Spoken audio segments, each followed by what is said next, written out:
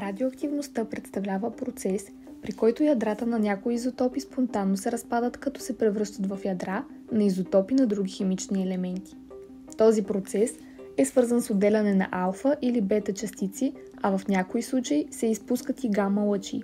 Алфа частиците практически представляват опасност само при вътрешно облъчване. Йонизиращата радиация представлява част от околната среда. Тя е един от многото естествени фактора на въздействие върху всички живи организми. През целият си живот човек е подложен на облъчване от естественият радиационен фон. В човешкия организъм радиоактивни вещества могат да постъпят директно чрез вдишания въздух и по хранителната верига. Едно от основните свойства на радиоактивните вещества е разтворимостта им във вода. Към тях се отнасят съединенията на стронци, цезий и йода. Едрите неразтворими частици от продуктите на делене се задържат в горния слой на почвата. Отлагането се определя и от вида на почвата. Тежките глинести почви задържат по-силно радиоактивни вещества в сравнение с песъчливите. Изучаването на действието на йонизиращата радиация върху живите организми е започнало непосредствено след откриването на рентгеновите лъчи. Още през 1896 г. са отбелязани първите случаи на възпаление на кожата и опадане на косата при хора, следствие облъчване с рентгенови лъчи. Човешкият организъм и този на животните нямат рецептори и анализатори за йонизиращи лъчения. АЕЦ Чернобил и АЕЦ Фукушима далеч не са единствените опасни радиоактивни места на нашата планета. Ще чуете още и за потенциално смъртоносни места по света, където радиацията продължава да е много висока. Номер 1. АЕЦ Фукушима. През 2011 година опустошително земетресение с магнитуд 9,91 предизвиква цунами, което преодолява защитните прегради на японската ядрена електроцентрала. Това причинява най-тежката ядрена авария след Чернобил. Ударът на водата причинява помпите за охлаждане на ядрените реактори да спрат работа. Радиоактивната вода изтича обратно в Тихия океан. АЕЦ Фукушима остава напълно затворена, но въпреки това ядреното замърсяване остава изключително сериозно. Учени изчисляват, че ще са нужни 4 десетилетия, за да може електроцентралата да бъде напълно изведена от експлоатация. Номер 2. Полигонът в Казахстан. Едно от малко познатите по света радиоактивни места е така нареченият полигон, където Съветският съюз е тествал радиоактивни оръжия по време на Студената война. От 1949 до 1989 година там са проведени около 450 ядрени опита. През 1991 година полигонът официално е затворен.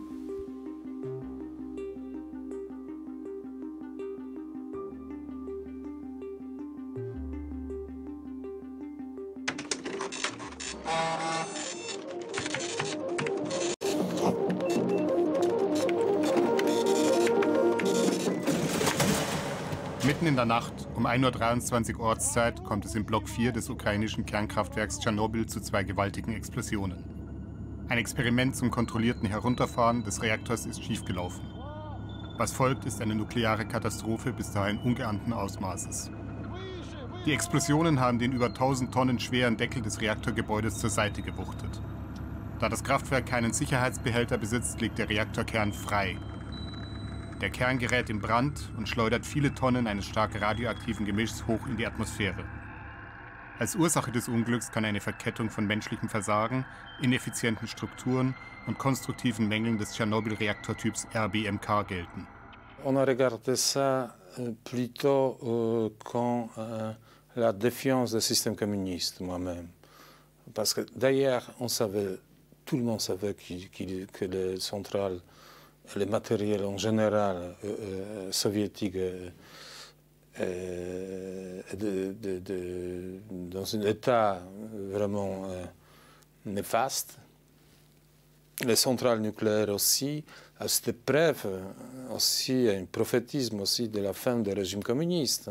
Ils étaient incapables de gérer ni économie, ni rien, ni les centrales nucléaires. Ja, wobei natürlich schon damals auch immer bekannter war, dass es auch sehr gefährliche Störfälle in deutschen Atomkraftwerken gab. Denken Sie an die großen Störfälle in Biblis, wo es ganz knapp auch vor dem GAU stand.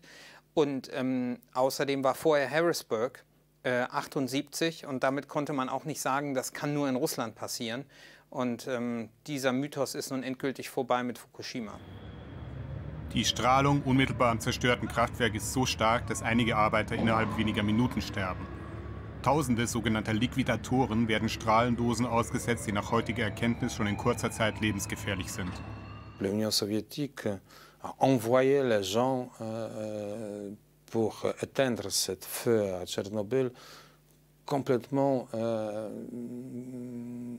à vrai dire, sans précaution.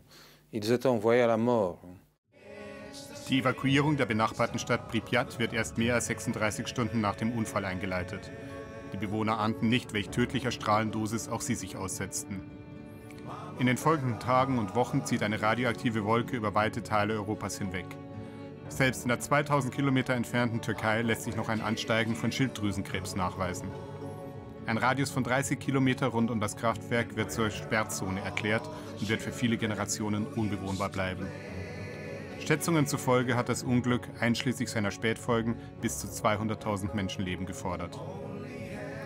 Europaweit hat die Reaktorkatastrophe erstmals breite Mehrheiten gegen die Kernenergie erzeugt und den Grünen als politischer Macht die Initialzündung verschafft. Tschernobyl war für mich ein ganz wichtiges Erlebnis, um zu verstehen, dass es eben auch gerade um Industrie, um Atomenergie geht. Ich erinnere mich noch sehr gut daran, dass das auch großen Einfluss darauf hatte, dass ich mich immer weiter in der Umweltbewegung engagiert habe. 26 Jahre nach Tschernobyl sind in Europa noch 196 Reaktorblöcke am Netz, Tendenz sinkend. 11 Reaktoren, alle in Russland, sind baugleich mit dem Reaktor 4 in Tschernobyl.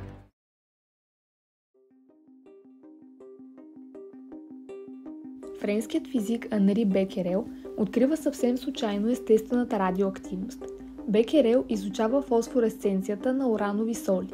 Един ден той поставя върху завитата с черна хартия плака уранова сол. Оставя я в едно от чекмеджетата в кабинета си и забравя за нея. След няколко дни се сеща и решава да прояви платката. На нея с голямо очудване открива неясно изображение. Достига до извода, че урановите соли излъчват спонтанно силно лъчение. През 1903 година печели Нобелова награда за физика за този свой принос към науката.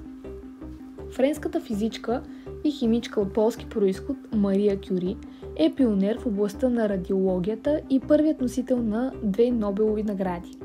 Тя е и единствената жена носителка на Нобелова награда в 2 различни области на науката, а именно физика и химия. В Сорбоната става първата жена преподавател. Там тя среща Пиер Кюри и се омъжва за него. Двамата заедно изследват радиоактивните вещества, по-точно урановата руда уранинит, която притежавала свойството да бъде по-радиоактивна от урана, съдържащ се в нея. До 1898 година двамата вече имат логично обяснение. Уранинитът съдържа минимално количество радиоактивен елемент, който е много по-радиоактивен от урана. От 1898 до 1902 година двамата учени преработват 8 тона уранова руда и успяват да отделят само няколко грама от новия елемент радий. Кюри става член на 85 научни дружества по целия свят и получава 20 почетни степени. Действие на гама-лъчите върху микроорганизмите намира приложение за стерилизация на различни медицински материали и предмети. Възможно е стерилизиране с гама-лъчи на антибиотици и други лекарства. Йонизиращите лъчения намират най-широко приложение за лечението на някои заболявания и преди всичко на злокачествени тумори.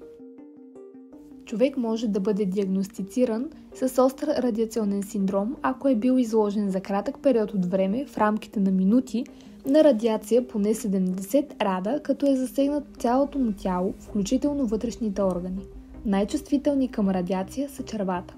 Високите нива на радиация водят до различни симптоми в зависимост от полученото облъчване. Те причиняват главоболие, гадене, повръщане, разстройство, както и лоши изменения на кръвта, особено на белите кръвни клетки и тромбоцитите. Отговорни съответно за съпротивителните сили на организма и за кръвосъсирването. Засягат се функциите на всички органи и системи, получават се характерни изгаряния. При доза над 1000 рада изходът е летален. Интересни факти. Тъй като Припят е изоставен от хората заради високите нива на радиация, вълци, диви коне, бобри, глигани и други животни сега населяват града. Близката гора е наречена Червената гора, защото силната радиация ѝ е придала червеникъв цвят и е убила всичко живо там. Радиацията е била толкова силна, че очите на пожарникаря Владимир Правик променили цвета си от кафяв на син. Най-тежко облъчният с радиация човек в историята и 83-те мъчителни дни, в които е поддържан жив против волята си. Роден в Япония през 1965 г., Хисаши Оучи започва работа в сектора на ядрената енергетика във важен момент за страната му. Около 10 часа сутринта на 30 септември Хисаши Оучи, неговият 29 годишен колега и техният 54 годишен ръководител опитват един пряк път, за да стигнат до мястото, където трябва да направят експериментите. Но никой от тях няма представа какво прави. Вместо да използват автоматични помпи за смесване на 2,5 кг обогатен уран с азотна киселина в определен съд, те използват ръцете си, за да излеят 15 кг от него в стоманени кофи. В 10 часа и 35 минути този уран достига критична маса. Стаята избухва със синя светкавица, която потвърждава, че е възникнала ядрена верижна реакция и са отделени смъртоносни емисии радиация. Всички те са били директно изложени на радиация, но поради близостта си до горивото, всеки от тях е облъчен в различна степен.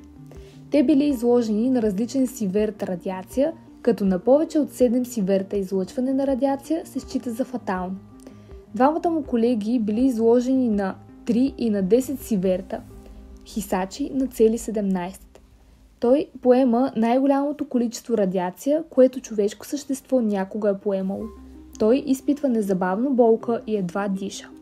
Докато пристигне в болницата, вече повръща силно и изпада в безсъзнание.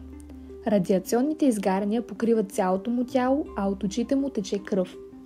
3 дни по-късно той е преместен в болницата на университета в Токио, където ще бъдат тествани революционни процедури за пресаждане на стволови клетки, където той бива използван като експеримент. Той получава многократно сърдечни удари, но семейството му настоява лекарите да го съживяват. На 21 декември 1999 г. поради полиорганна недостатъчност той умира.